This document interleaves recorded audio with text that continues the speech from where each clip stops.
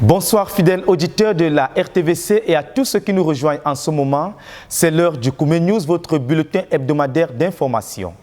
La semaine a été marquée, ou alors elle est marquée, si on peut le dire, par la tenue au quartier général de la CMCI en ce moment de la 3e édition de l'Académie de musique ZTF, avec pour but majeur de produire des ministres compétents de louange, mais aussi d'affiner les talents dans l'usage des instruments de musique pour accompagner la louange. Autre information qui sera développée dans ce journal, c'est l'organisation le dimanche dernier de la 3e édition de l'opération Sans cartable. Opération visant à rencontrer quelques besoins essentiels des nécessiteux. Cette fois, elle a été marquée par la distribution de fournitures scolaires aux enfants défavorisés. Voilà, chers téléspectateurs, quelques-uns des titres, des informations qui seront développées pour vous dans ce journal. Restez connectés pour la suite.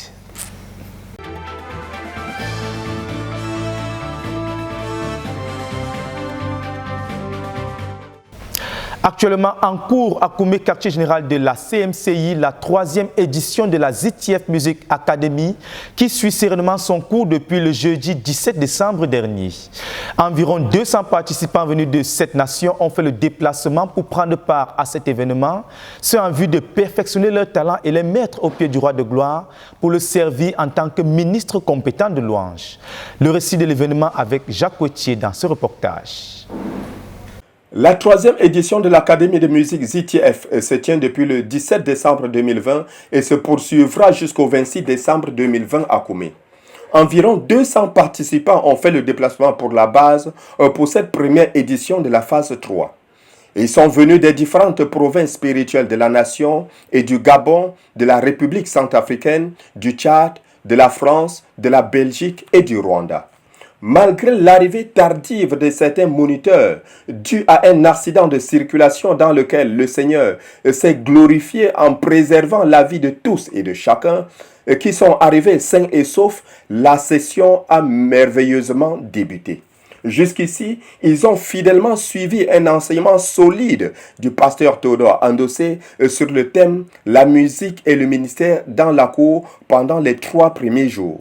Les messages de cet enseignement sont en train d'être transformés en chansons. Les moniteurs et les apprenants se sont déjà lancés dans les répétitions et l'enregistrement des compositions préparées pour cette session. Le but étant d'achever au moins 20 compositions et de les enregistrer tant en audio qu'en vidéo. Le cours de base sur la théorie musicale de Claire Gazon, relayé sur place par le frère Joël, a aussi déjà eu lieu. Le pasteur Théodore Andossé a déjà effectué 3 interventions à l'Académie de musique ZTF de 2020. Son fardeau étant que la louange et la musique dans notre ministère deviennent comme dans la Bible, c'est-à-dire un ministère sous le contrôle et la supervision directe du roi. Son texte de base, 1 Chronique chapitre 25 versets 1 à 6. Il a dit que dans ce passage, Éman, Jéduthun, Asaph et leurs fils étaient des prophètes. Et c'était des prophètes et des voyants du roi. Leur ministère prophétique était sous la supervision directe du roi. Ainsi, tout ministre de louange est un co-ministre du dirigeant pour rendre son ministère effectif. Il a conclu que le dirigeant, le travail spirituel ont besoin de la musique. Ceci classe la louange et la musique comme des vecteurs déterminants pour l'efficacité du dirigeant.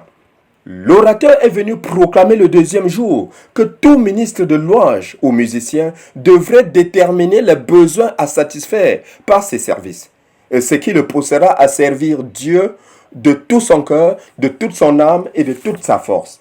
La musique étant liée aux besoins du roi ou du dirigeant, tout musicien royal doit avoir un aperçu du cœur et des besoins du dirigeant. Donc, tous ceux qui aspirent rendre ministère à Dieu par les chants devraient d'abord connaître le cœur et les besoins de Dieu avant de commencer à lui rendre ministère. Il est donc devenu évident pour chaque participant que le besoin critique de tout ministre de louange, c'est d'abord d'avoir une idée des besoins et du cœur des dirigeants. Le frère Théodore s'est basé sur 1 Samuel chapitre 16 versets 14 à 17 pour montrer que les serviteurs de Saül avaient identifié ses besoins avant de lui recommander un ministre compétent, un musicien habile, David. À partir de 2 Rois chapitre 3 versets 13 à 15, il a présenté le cas d'Élisée. un prophète en colère et qui n'était plus en état de rendre ministère, lui-même connaissant son besoin d'un musicien. Ce dernier avait joué pour calmer le prophète, pour calmer ses agitations et ses révoltes, pour faire descendre la présence de Dieu et pour rendre le prophète performant. Le modèle de ministre de louange étudié et recommandé à l'Académie de musique ZTF de 2020 est David. À partir de 1 Samuel chapitre 16, versets 15 à 23, le frère Théodore a développé son enseignement sur la performance de ces derniers, son occupation et son ministère. David avait un bon moral, une belle apparence physique. C'était un homme fort, vaillant et courageux. Puisque tout ministre de louange se définit d'abord par sa personnalité, voilà certaines qualités à rechercher par nos ministres de louange, a souligné le frère Théodore. David avait été serviteur de son père en tant que berger, puis serviteur de Saül en tant que soldat, ensuite son porteur d'armes. Donc, il avait un moyen pour gagner sa vie. Et le leader a conclu que tout ministre de louange doit sauver son ministère de devenir une source de revenus. En plus d'être performant, a joué pour produire un impact. Il était disponible, possédant son propre instrument. Et quand il prenait sa harpe et se mettait à jouer, Saül se calmait. Il se sentait mieux et le mauvais esprit le quittait. Voilà l'impact du ministère de David, a conclu le frère Théodore en tant que ministre dans la cour. Le leader a donc invité les participants à viser la performance et un impact profond en tant que ministre de louange. Les moniteurs, les apprenants ont monté et installé leur orchestre musical à la piscine et depuis 2 jours déjà, les enregistrements tant en audio qu'en vidéo ont commencé et se poursuivent. De Koumé pour la RTVC, Jacques Kouechi. Tu es une fleur fragile, un serviteur inutile. Reconnais dans sa main, dans ton... Le dimanche 20 décembre dernier, le département de protection sociale de la FESIDEF a organisé au quartier général de la CMCI la 3e édition de l'opération Sans cartable en faveur des enfants orphelins et autres nécessités. La sœur Adassa, coordonnatrice du projet Espoir d'une vie, a fait le déplacement avec 2 équipiers pour prendre part à cet événement. Le reportage. L'un des espaces verts du quartier général a été le centre d'attraction ce dimanche 20 décembre à l'occasion de la 3e édition de l'opération Sans cartable, une initiative de la Fédération des seniors internationaux pour le développement, en abrégé FESIDEF. Cette opération s'inscrit dans le cadre du projet Espoir d'une vie coordonné par la sœur Teke Adassa, par ailleurs responsable du département de protection sociale de la FESIDEF, qui a fait le déplacement depuis la France avec une équipe pour venir prendre part à cette 3e édition de cette opération qui s'inscrit également dans le cadre des œuvres de miséricorde qui constituent l'un des départements clés de la communauté missionnaire chrétienne internationale. La cérémonie proprement dite à laquelle a pris part une foule d'environ 300 personnes constituées majoritairement d'enfants a débuté à Koumé, quartier général de la CMCI à 14h15 avec l'accueil, l'installation des invités et la prière d'ouverture suivie des prestations des enfants qui ont préparé des chorégraphies,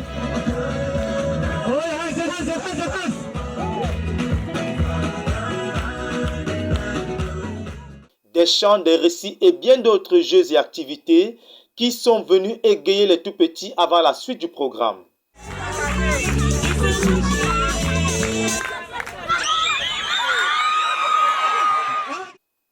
La cérémonie s'est poursuivie avec le mot du représentant local du projet, la sœur Christiane Elombo, qui est venue donner une brève historique des opérations précédentes, dont la première a eu lieu en 2018. Son intervention a été suivie du mot de la représentante de la FESIDEF, la sœur Teke Adassa, dont les souvenirs se sont également tournés vers le passé pour considérer les débuts du projet et le soutien de l'équipe sur place à la base, qu'elle n'a pas manqué de remercier pour leur mobilisation et pour le travail mené sur place. Cette autre présentation a été immédiatement suivie de l'intervention du président de la FESIDEF, le pasteur Théodore Andossé, leader mondial de la CMCI, dont les jeunes spirituels codés par les Écritures se sont encore exprimés au travers de la parole libérée au cours d'un message au travers duquel il a situé cette œuvre de miséricorde dans son contexte biblique. C'est alors à partir du passage de Jacques chapitre 1, versets 26 et 27 que le pasteur Théodore Andossé, à partir d'une perspective biblique, a présenté ce qui est en train d'être fait au travers de l'opération Espoir d'une vie. De ce passage, il a tout d'abord relevé que la Bible présente ici deux genres de religion. Une religion qui est inutile et vaine, caractérisée par ceux qui ne peuvent pas contrôler leur langue, ceux qui insultent, ceux qui mentent avec leur bouche, ceux qui se mettent en colère et bavardent n'importe comment. Le deuxième type de religion présentée par l'orateur est celle que Dieu approuve, une religion qui est pure et authentique aux yeux de Dieu, sans tache et irrépréhensible, qui est caractérisée par deux choses. Religion that is acceptable to God. Une religion qui est acceptée par Dieu, acceptable à Dieu, Is also characterized by separation est aussi caractérisée par la séparation and by purity. et par la pureté. Not purity from sin, Pas la pureté par rapport au péché, but purity from the world. mais la pureté par rapport au monde. They don't love the world. Ils n'aiment pas le monde. C'est pas de l'amour. Se séparent de l'amour du monde. All religion that God accepts Toute religion que Dieu accepte must know separation from the love of the world doit connaître la séparation de l'amour du monde and separation from the pollutions of the world. et la séparation des pollutions du monde. L'orateur a par la suite invité quiconque veut être acceptable et agréable à Dieu, soit-il un individu, une église ou une dénomination pour ne citer que cela, à être pratique en prenant soin des orphelins, des veuves et autres nécessités. Poursuivant son exhortation, l'orateur a deuxièmement insisté sur la vérité selon laquelle une religion acceptable par Dieu est aussi caractérisée par des séparations et par la pureté. Religion that is pure La religion qui est pure demands practical manifestations nécessite des manifestations pratiques and requires moral separation. et exige des séparations morales. That's what we are trying to do C'est ce que nous essayons de faire at the corporate level here. au niveau communautaire ici. And our brethren are representing us to manifest pure religion that is acceptable to God. Et nos frères nous représentent pour manifester la religion pure et acceptable par Dieu. Il a donc été question pour nous en tant que communauté, a relevé le pasteur Théodore Andossé, de faire au niveau corporatif ce que toute personne religieuse devrait faire au niveau individuel. Mais le fait que notre ministère tend la main aux veuves et aux orphelins, aux malades et aux prisonniers, ainsi que les services de soutien, a-t-il ajouté, ne signifie pas qu'au niveau personnel, l'on ne devrait plus se soucier des veuves, des orphelins et autres nécessités. Appuyant ses propos à partir de son exemple personnel et du témoignage des habitudes qu'il a développées dans ce sens, c'est-à-dire de s'occuper des nécessiteux, l'orateur a conclu ses propos en invitant une fois de plus son auditoire, quel que soit le contexte où l'on se trouve, à commencer à tendre la main et à s'occuper de ceux qui sont dans le besoin. La beauté et la profondeur de cette exhortation a apporté un arôme spécial à la cérémonie qui s'est poursuivie avec la distribution des cartables dont le contenu constitué d'un pack complet de fournitures scolaires a été présenté par le chef du département des œuvres de miséricorde de la CMCI, le docteur Georges Ngouffo. La joie pouvait donc se lire sur les visages des bénéficiaires de ces dons de miséricorde à la grande satisfaction des promoteurs de ce projet.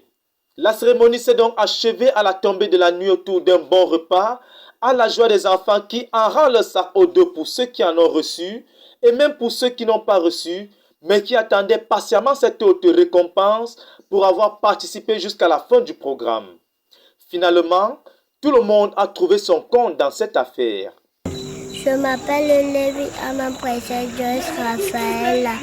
J'ai reçu le cahier, la crosse, le crayon, la gomme et les couleurs avec le sac. À Dieu soit donc toute la gloire pour sa miséricorde répandue dans le cœur de ses enfants et qui s'est encore manifestée à cette occasion. De Koumé pour la RTVC, Dan Josué Mouloula Bekoum. Jean Taoga et Liliane, tous deux ouvriers au quartier général, ont été unis par les liens du mariage le samedi 19 décembre dernier. La cérémonie a eu lieu dans les locaux de la province spirituelle des universités Antenne de Berthois. La joie des saints et des membres de famille était donc à son comble à la suite de cet événement joyeux. Suivons plutôt le récit de la cérémonie dans ce reportage. La base de la province spirituelle des universités Antenne de Berthois a une fois de plus été le théâtre ce samedi 19 décembre de la cérémonie de bénédiction nuptiale du frère Jean Taoga et de la sœur Liliane, tous deux ouvriers au quartier général de la CMCI. Ce même samedi dès 11h30, le rendez-vous a été pris au centre d'état civil de la localité de Bonis pour officialiser leur union à l'état civil dans un cadre plutôt modeste et intime. Contrairement à ce qui est fait d'ordinaire, la cérémonie a été placée sous le contrôle du Seigneur et introduite par la prière du pasteur Welga, suivie de l'intervention de l'officier d'état civil qui est allé droit au but, car pour lui, le couple étant des chrétiens, il sait qu'ils ont déjà été suffisamment instruits sur le mariage. Après un bref rappel des textes de loi régissant le mariage, les époux ont prononcé leurs vœux l'un en français et l'autre en anglais avant de se passer les alliances. Une fois cette partie achevée, le cortège a pris la route du quartier général juste pour un temps de repos avant de se rendre au lieu de la bénédiction qui a débuté dès 15h. Mais c'est bien aux alentours de 17h au coucher du soleil que le couple a fait son entrée en louange et entouré d'une haie d'honneur constituée de tout petits enfants. Une fois installé en plein air au milieu de la fraîche verdure du gazon de la pelouse, en phase terminale de sa photosynthèse pour le compte de cette journée, la parole a été passée au pasteur de l'église du quartier général, le frère Alphonse Tawet, qui est venu libérer les oracles du Seigneur en commençant par présenter la différence entre un mariage des croyants, dans lequel la pureté sexuelle est centrale durant les fiançailles, contrairement à celui des incroyants où les gens se livrent à l'immoralité sexuelle avant de venir s'embrouiller devant les gens, a-t-il dit. Poursuivant, le pasteur a relevé que l'un des dons que Dieu a donnés aux hommes, c'est le souvenir, car quand on se souvient, on acquiert la sagesse qui a été définie ici comme étant le fait de se souvenir des expériences des autres pour bâtir la suite de sa vie. Ramenant donc au souvenir de son auditoire l'histoire de la ville de Sodome dans la Bible, ville contre laquelle des cris sont montés à Dieu à cause de leurs nombreux péchés qui se sont transformés en des accusations devant Dieu contre eux. Le souvenir de chacun dans l'auditoire sur le jugement de Dieu sur la ville de Sodome ayant été éveillé, l'orateur a donc invité son auditoire à sortir de Sodome, c'est-à-dire de la vie du péché, et de marcher sur le chemin de la montagne de Sion vers le Sauveur, car comme la femme de Lot qui, bien qu'étant sortie de Sodome, n'est pas arrivée à la montagne du salut, plusieurs ont bien commencé, mais n'ont pas achevé la course. Plusieurs ont cru en Jésus, mais n'étaient pas sauvés. Rappelant dans le but de la phase 3 de notre ministère, l'orateur a relevé que Dieu a besoin des personnes qui rendent au Seigneur Jésus-Christ une obéissance totale en toutes choses et qui vivent au sein de la volonté de Dieu en toutes choses. Après avoir conduit l'auditoire à prier à la lumière du message, l'estrade a été cédée au pasteur Elie Aritoya qui a coordonné la phase de la bénédiction proprement dite au milieu de beaucoup de louanges. À la tombée de la nuit juste avant le repas, la phase de la coupure du gâteau conduite par la sœur Julienne Tawet qui n'a pas suivi la méthode conventionnelle, mais elle a de manière pratique expliqué au couple le secret de la bénédiction qui est de donner à Dieu et de donner à l'autorité. Obéissant à ce conseil, la mariée accompagnée de son époux a pris une partie du gâteau et l'a offert à genoux à la sœur Adela, épouse du leader de la CMCI, pour le lui remettre de leur part. Après avoir été béni par la sœur Adela, le couple a ouvert le buffet à la grande joie de l'assistance qui a communié avec les Taoga autour de ce bon repas.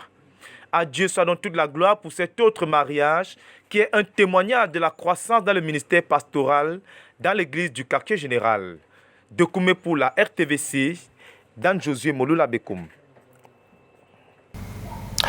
À présent, l'actualité dans les provinces spirituelles de la nation avec en première ligne la province spirituelle du Mungonkam où les jeunes de la CMCI de ce côté-là de notre œuvre ont organisé une série d'activités entre autres, des nuits de prière durant lesquelles ils planifient et se rendent compte du travail d'évangélisation abattu et des autres activités et ministères menés par le mouvement.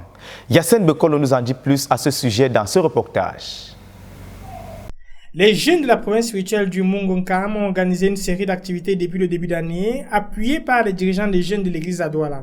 Ils ont notamment eu des nuits de prière provinciales hebdomadaires, nuits de prière au cours desquelles ils rendent grâce à Dieu pour l'action des jeunes dans la province spirituelle. Et l'autre activité phare de ces nuits de prière, c'est la session des comptes rendus, des sorties d'évangélisation. Ensuite, il y a des exhortations et la rupture du pain. Un ministère de guérison et de délivrance est souvent rendu à la fin de la nuit de prière. Comme bilan de l'action des jeunes dans les localités de Souza, Mbanga, Penja, Loum, Manjo, Nkonsamba et Melon depuis le début d'année, ils ont pénétré 8 nouvelles localités, ils ont prêché l'évangile dans 12 marchés, ils ont atteint 21 555 personnes avec l'évangile, 1721 personnes ont donné leur cœur au Seigneur Jésus-Christ, ils ont distribué 9 807 traités, et 269 maisons ont été ouvertes pour les études bibliques. Ils ont baptisé 14 personnes dans l'eau et 12 guérisons ainsi que 16 délivrances. Nous pouvons reconnaître que la phase 3 a véritablement commencé dans la province spirituelle du Mungonkam et particulièrement au milieu des jeunes. Louez l'Éternel car il est bon, car sa miséricorde durera toujours. Rester comme elle est là. Remplie du péché. Ta vie ne peut pas juste rester comme ça. Remplie de ténèbres. Ta vie ne peut pas rester comme ça. Rempli du péché, la fornication c'est toi.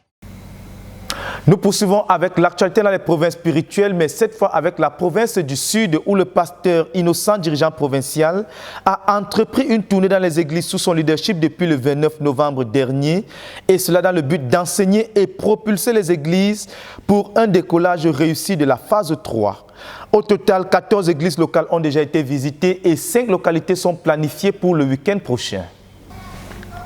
Rendons-nous à présent dans la province spirituelle du Sud-Ouest où s'est tenue les 13 et 14 décembre dernier la première session de l'école de la connaissance et du service de Dieu avec pour but principal de bâtir et produire des ouvriers de Dieu.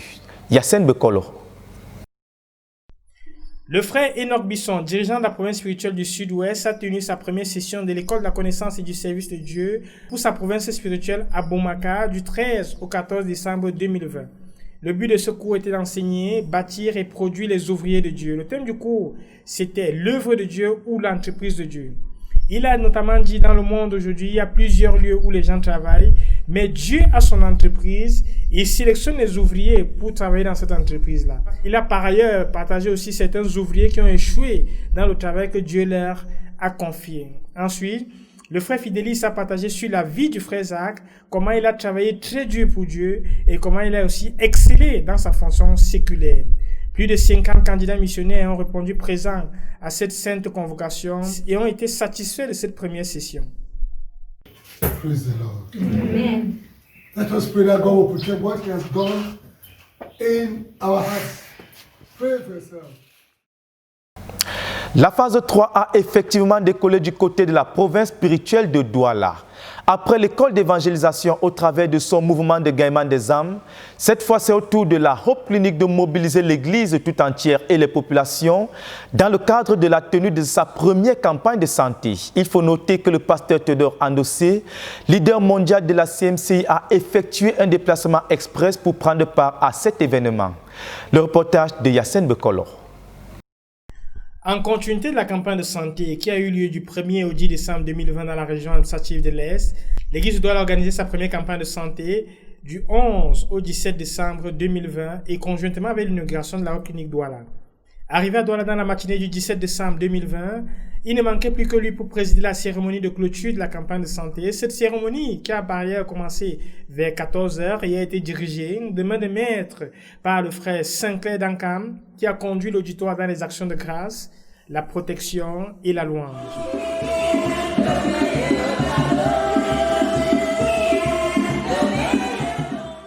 Invité à l'estrade, le chef du département des œuvres de miséricorde, le Dr Ngoufo, a manifesté sa reconnaissance au Seigneur et a expliqué les différents sous-départements des œuvres de miséricorde avant que le docteur Patrice Ndankam ne vienne donner un bilan de la campagne de santé à Douala.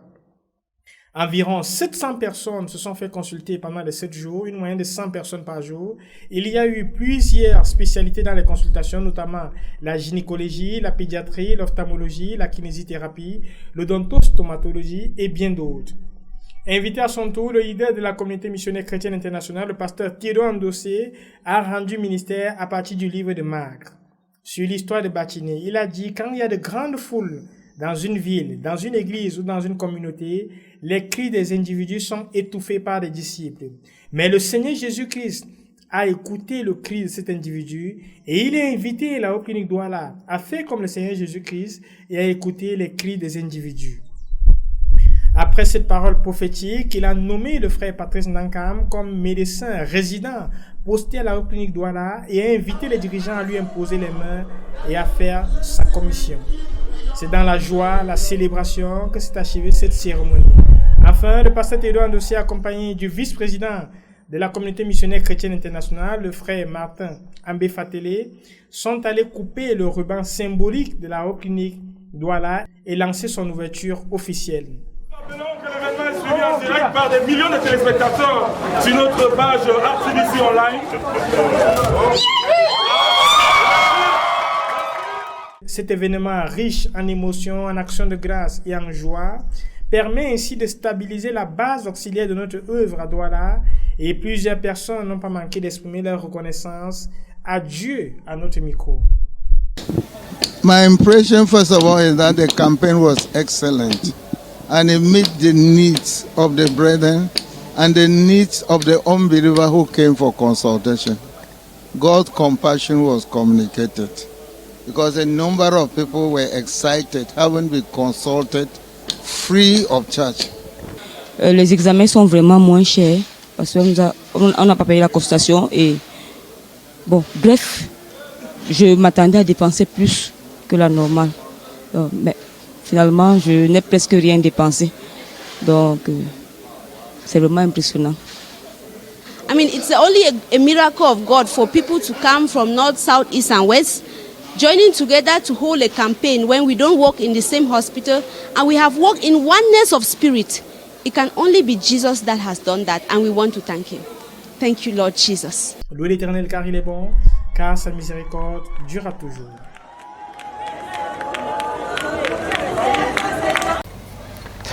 Du côté de Yaoundé, les journées du samedi 19 et du dimanche 20 décembre dernier ont été marquées par l'organisation d'un séminaire à l'attention des jeunes élèves et étudiants, séminaire qui s'est développé autour du thème « Le secret de l'excellence ». Les principaux orateurs, le professeur Derek de l'Université de Johannesburg et Patrice Niami de la France, ont entretenu les plus de 400 jeunes présents au travers de l'évangile prêché, mais aussi en leur présentant deux profils exceptionnels dans l'excellence, à savoir le Seigneur Jésus-Christ d'une part et le professeur Zacharias Tanefomom d'autre part. Les détails de la rencontre en images dans ce reportage. Mémorable est le qualificatif qu'il convient de donner à la retraite organisée du 19 au 20 décembre dernier par le frère Washman Jinte et Patrice Niami, respectivement missionnaires de notre œuvre en Afrique du Sud et en France. Nos missionnaires sont venus donner un précieux coup de pouce à la conquête des universités et grandes écoles de la ville de Yaoundé en particulier et de la nation camerounaise tout entière, en considérant les différentes délégations de jeunes de notre ministère représentées. Ce groupement de plus de 400 étudiants et élèves issus de 44 universités et grandes écoles, dont 19 lycées et collèges de la ville de Yaoundé, a été rendu possible grâce au thème attrayant de ce séminaire basé sur l'excellence académique. D'entrée de jeu, le professeur Derek a exprimé à partir de son expérience ses ambitions scientifiques et a indiqué quelles étaient ses ambitions scientifiques. Il a indiqué quelle était sa motivation, celle de mener Christ au sommet de la science. Les participants ont été édifiés sur la fondation de tout succès académique, à savoir Jésus-Christ, la source de l'excellence.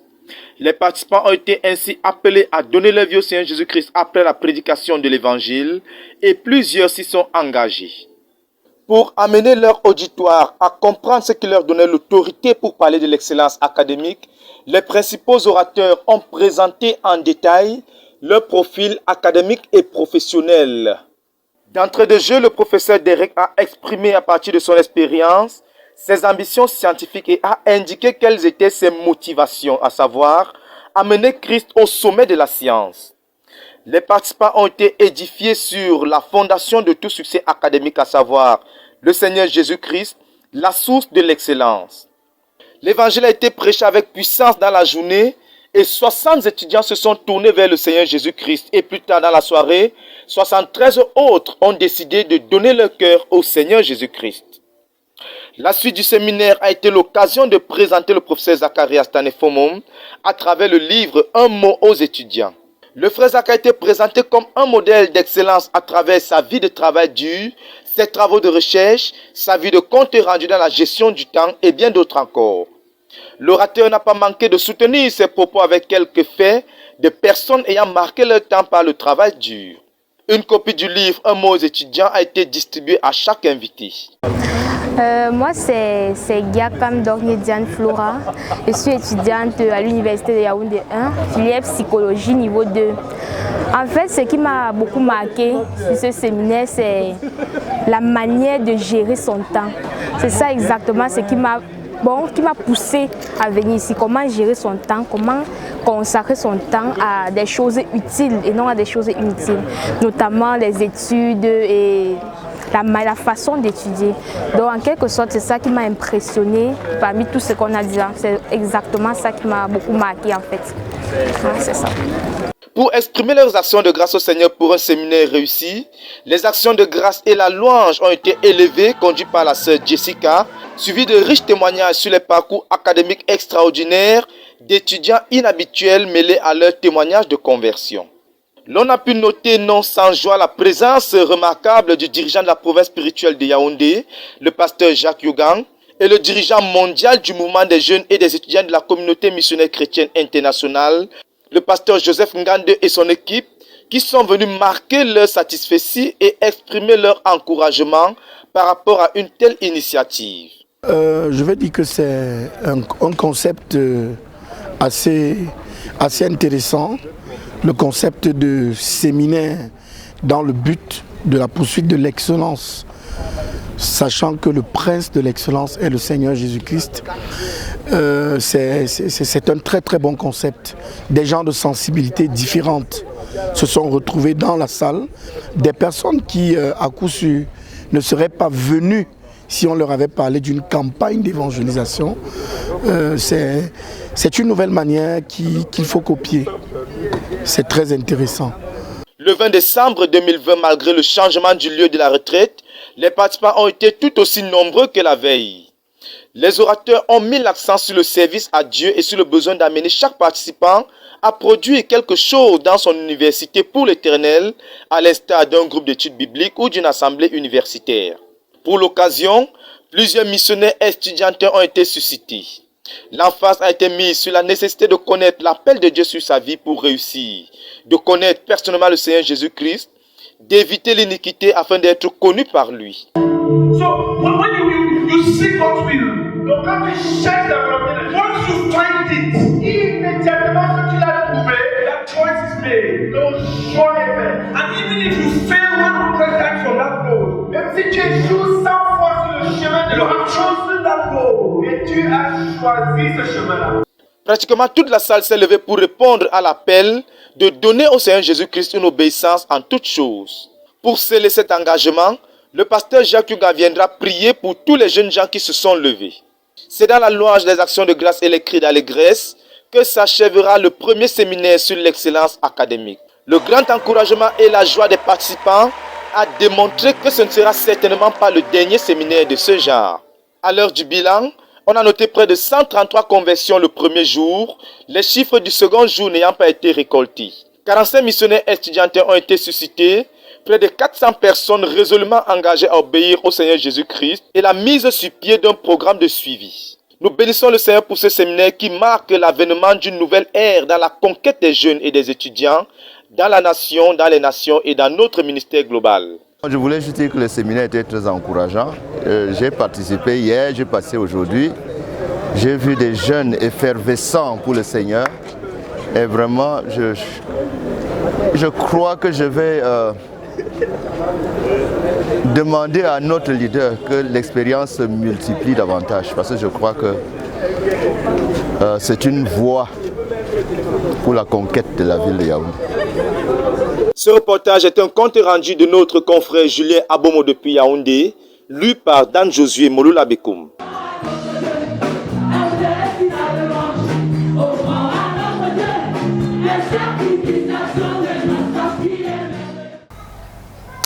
Dans l'actualité internationale, à présent, nous allons faire dans ce reportage un point sur les nouvelles de notre œuvre en Côte d'Ivoire, notamment avec la dernière retraite des anciens et des dirigeants de l'œuvre avec leurs épouses du 4 au 6 décembre dernier et également la célébration du premier anniversaire de la RTVC.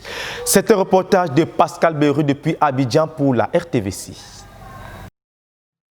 On ouvre le point des nouvelles de l'église de Côte d'Ivoire avec la retraite des anciens, leurs épouses et tous les dirigeants de l'église d'Abidjan qui s'est tenue du vendredi 4 au dimanche 6 décembre 2020. Dirigée par le pasteur Boniface Meignet, leader de la CMCI en Côte d'Ivoire, cette retraite a été l'occasion pour l'église de se remémorer l'histoire de l'œuvre en Côte d'Ivoire, de son implantation jusqu'à nos jours. L'optique était de réviser les faits qui constituent la force de l'œuvre en Côte d'Ivoire en vue de les perpétuer. La bonne main du Seigneur qui a porté fidèlement l'Église depuis ses premiers pas jusqu'à maintenant a été l'objet d'abondantes actions de grâce. Surtout, c'était le lieu de rappeler à l'Église l'accomplissement effectif des promesses de Dieu rattachées à l'envoi missionnaire du couple Meignet, ce qui a constitué un point central de cette rencontre au cours de laquelle l'Église a été fortifiée et consolidée dans son engagement à notre vision.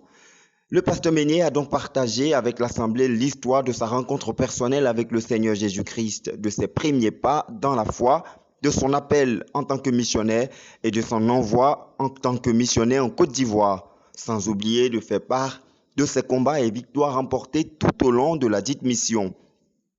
Ce témoignage rendu à l'Assemblée des dirigeants était en fait une illustration pratique de son exhortation selon laquelle la transparence entre le faiseur de disciples et le disciple est l'un des facteurs déterminants du succès de la formation des disciples. La nécessité pour le dirigeant de se faire connaître par les frères a été donc bien présentée par le missionnaire de la CMCI en Côte d'Ivoire.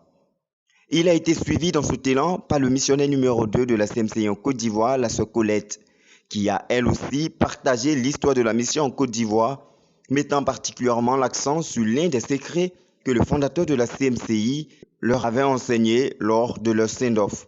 Secret qui se résume dans le livre de Matthieu, le chapitre 14, de versets 13 à 21, où il est question de la multiplication des pains, qui était une image de l'émiettement que le missionnaire se doit d'accepter pour être en bénédiction pour des multitudes. Un aspect du message qui canalise beaucoup ma vie en tant que missionnaire, en tant que femme de pasteur.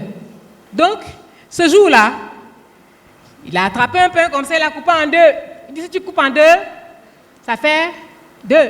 Si tu coupes, ça fait 4. Chaque morceau a les mêmes composants, n'est-ce pas? Mais ce n'est plus la même quantité. Il a continué de couper, il a continué de couper, il a continué de couper, il a continué de couper, jusqu'à ce qu'il trouve 128 morceaux. C'était presque la poudre. Et le message derrière, c'était quoi? Il disait en résumé qu'aucun morceau de ce pain n'a perdu sa personnalité. On retrouve dans le pain, dans chaque morceau ici, les composants du pain entier. Voici le pain entier qui est là. Supposons que c'est 128 morceaux qui sont là. Quand il a fini, il a soulevé la poussière.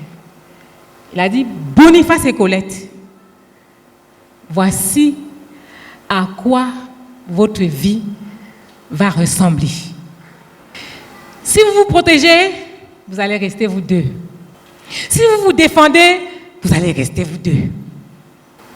Mais si vous vous laissez émietter, vous allez vous multiplier.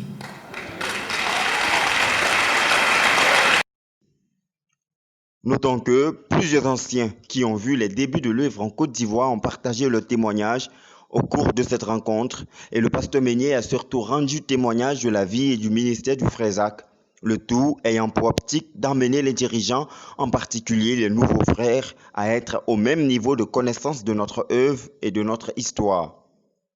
Cette retraite des anciens, leurs épouses et les dirigeants, qu'on peut compter au nombre des actions pouvant fortifier les frères en général et les dirigeants en particulier dans leur élan d'accomplissement du but de la phase 3, venait en renfort au processus d'affermissement de l'Église de Côte d'Ivoire dans son engagement à la formation des disciples. Riche moment d'édification et de bénédiction pour l'Église, cette dernière retraite des dirigeants de cette année 2020 a certainement laissé les marques profondes dans le cœur de chacun des plus de 1500 dirigeants présents pour un meilleur avenir de l'œuvre en Côte d'Ivoire. «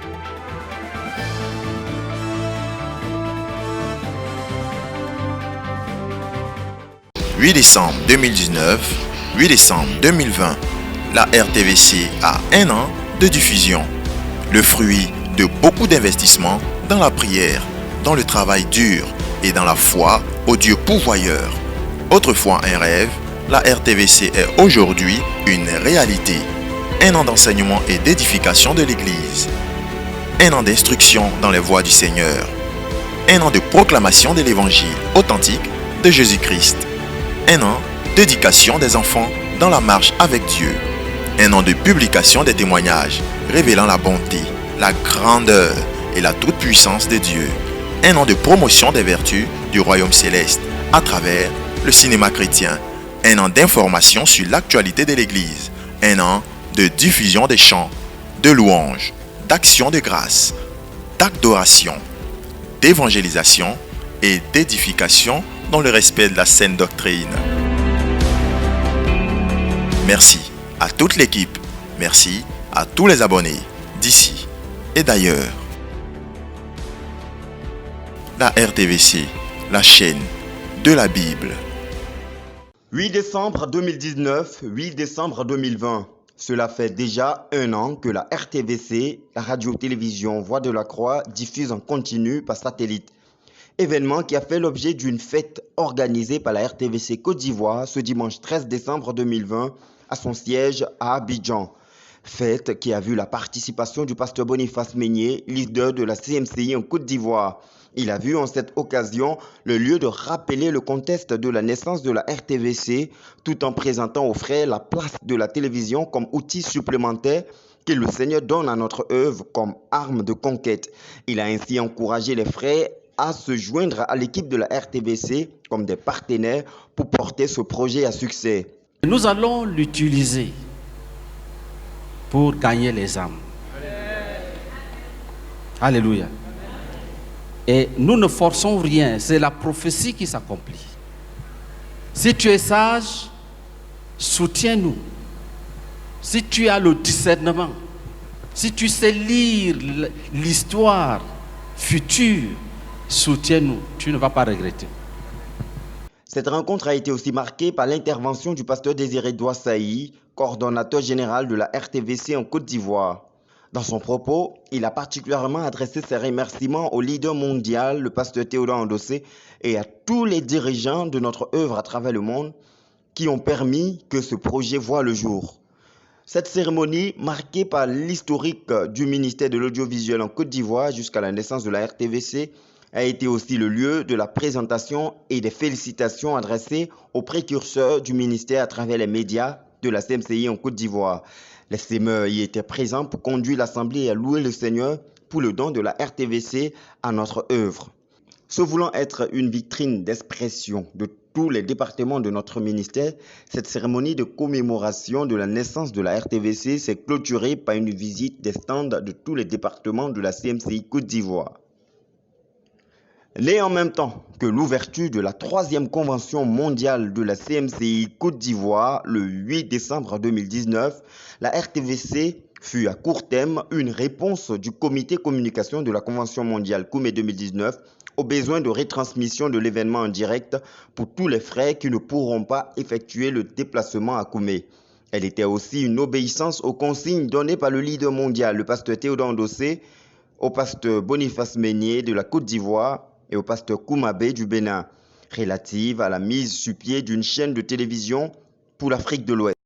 La retransmission de la Convention mondiale ayant été un succès, plusieurs frères de la CMCI à travers le continent africain se sont abonnés à la chaîne au point d'atteindre plus de 1000 foyers, tant de la CMCI que d'autres communautés. Reconnaissant au Seigneur pour ce projet qui est né entre ses mains et que le Seigneur est en train de constituer en source de bénédiction pour des multitudes, l'équipe de la RTVC en Côte d'Ivoire a tenu à organiser cette fête d'action de grâce au Seigneur pour son soutien manifeste tout au long de cette première année de diffusion en continu de la radio-télévision Voix de la Croix, la chaîne de la Bible.